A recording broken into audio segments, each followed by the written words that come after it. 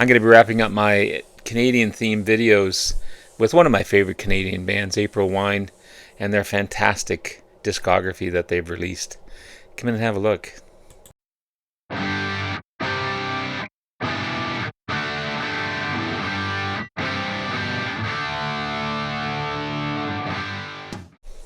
Good morning, everyone. It's Robert from On My Turntable. Hope you had a great morning this morning.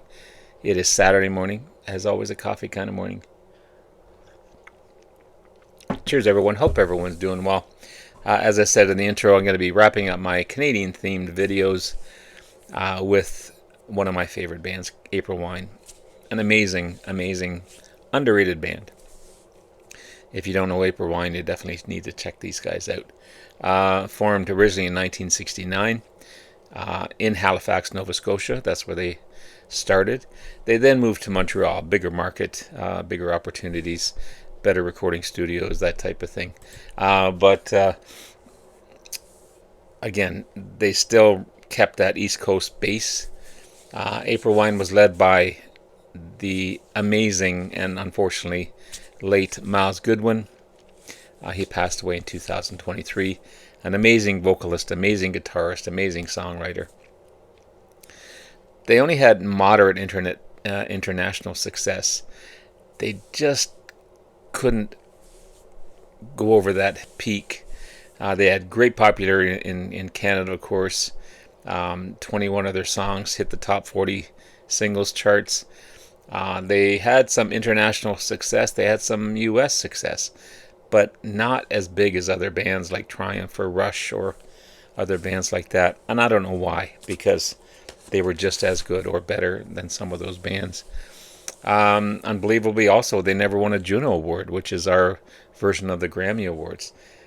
They had 11 nominations, but they never won. Unbelievable.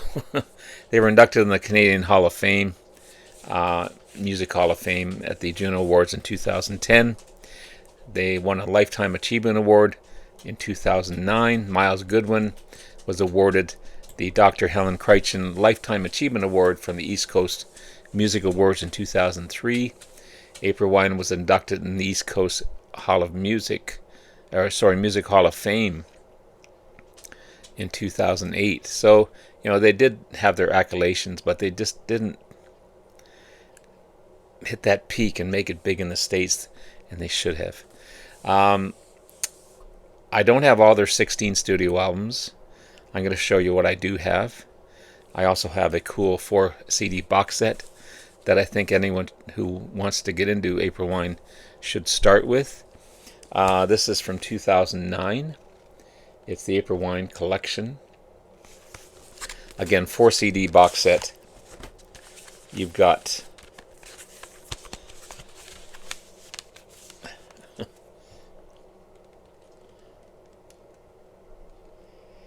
so you have the singles. Disc 2 is the rock songs. Disc 3 is vintage wine. And Disc 4 is live tracks. Some amazing stuff on this one. This one would be a great introduction to April Wine.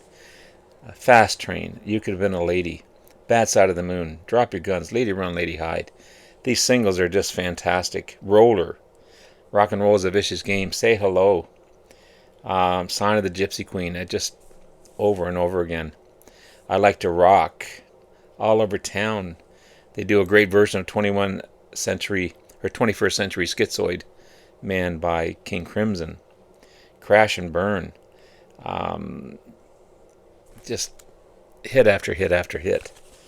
There's the song list there, if you can see it.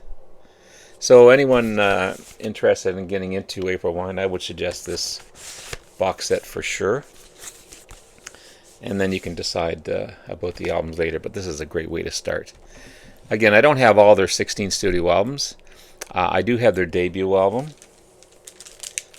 This is a kind of a weird and not very nice album cover. This is the debut album, 1971 release. This one's been remastered. It's also on colored vinyl. They did a lot of remastering with their albums in the last few years. This got their big hit, or first debut hit, Fast Train. Gained pretty good steady airplay. 3 different lead singers on this one, and also a different lineup. You got the Henman brothers. You got Jim Henman on vocals and bass and acoustic guitar. He does lead vocals on Can't Find the Town and Song for Mary, Wench, and Time. Richie Henman on percussions and keyboards. Dave Henneman on vocals, guitar, and sitar. Lead vocals on Oceana and Page 5. And Myles Goodwyn, of course, on vocals and guitar, and lead vocals on Fast Train and Listen Mister. So at the time, 3 different lead singers on this particular album. They would go on to have 3 different lead guitarists, but Myles Goodwyn after this one pretty much became not necessarily the only lead singer, but the majority of lead singing on the albums. This is their second album on record. This is a different album cover. This is the US cover. There is a different one I'll show you here. I don't know which one I like. I prefer the original one from Canada. Got the big hit, You Could Have Been a Lady.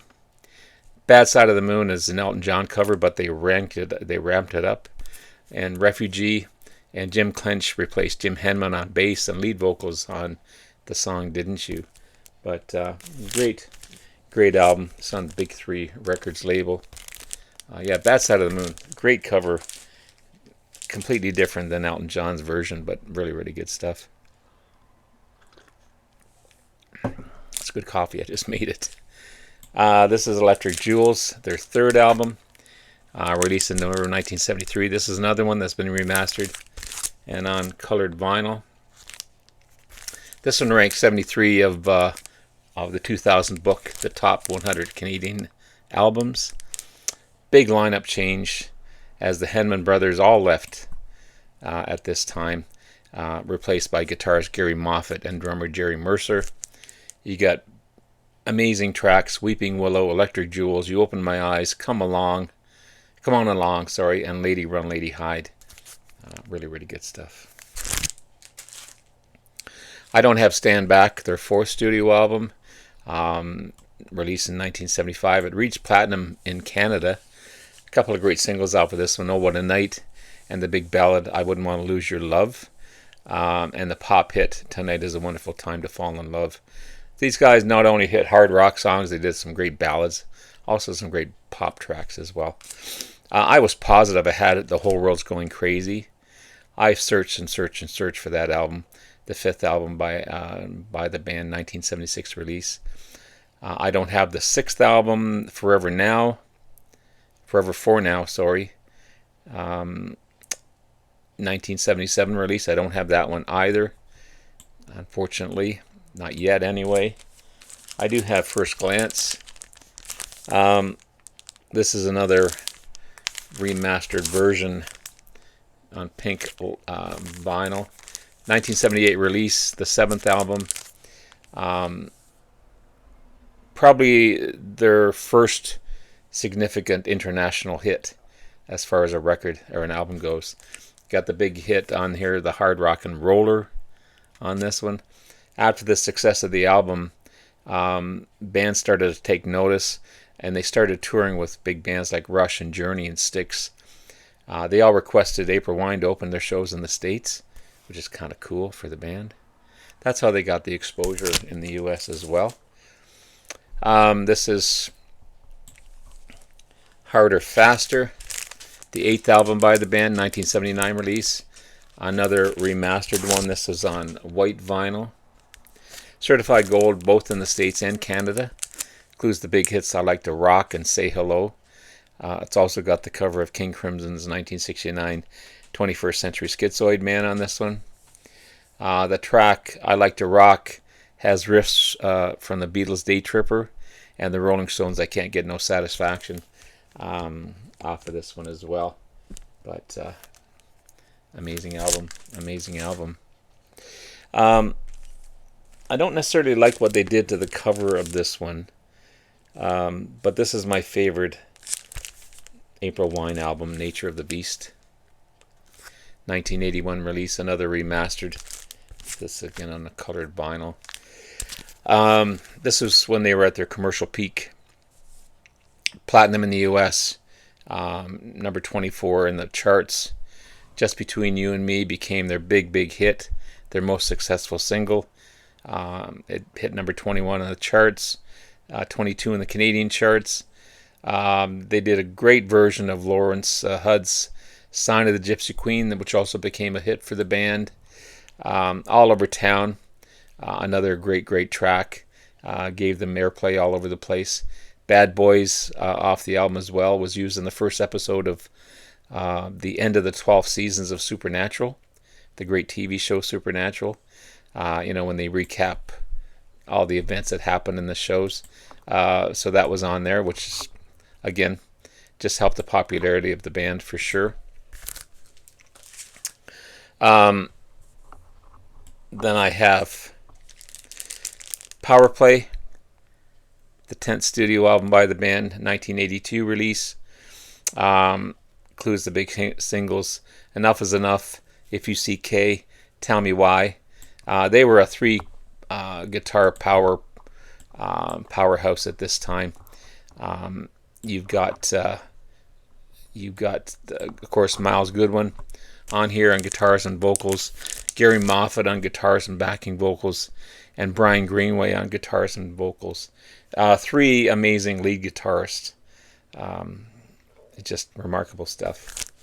I don't have the rest of their 6 studio albums, but I'll just mention them here. You've got Animal Grace in 1984, Walking Through Fire in 1986. You've got Attitude, 1993, Frigid, 1994, Back to the Mansion in 2001, Roughly Speaking in 2006. That would be the last studio album that the band put out. But an amazing Canadian band for sure. If you don't know these guys, again, this is a good place to start for sure.